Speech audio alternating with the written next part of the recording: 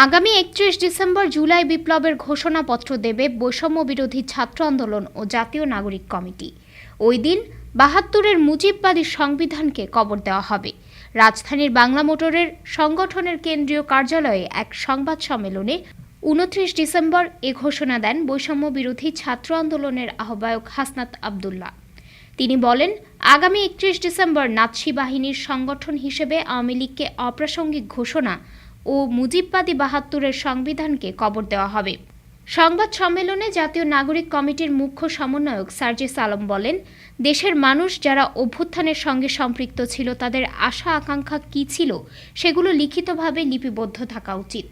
যেই দলিল বিগত সিস্টেমকে রিজেক্ট করবে।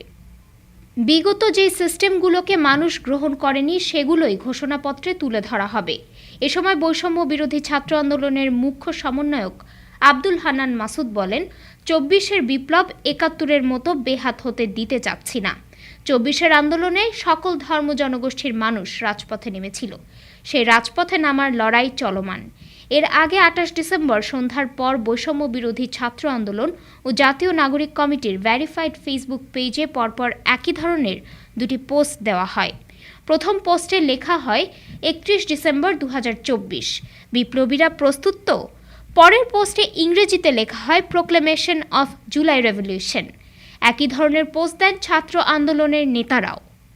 ডেস্ক রিপোর্ট, আজ বার্তা, ঢাকা।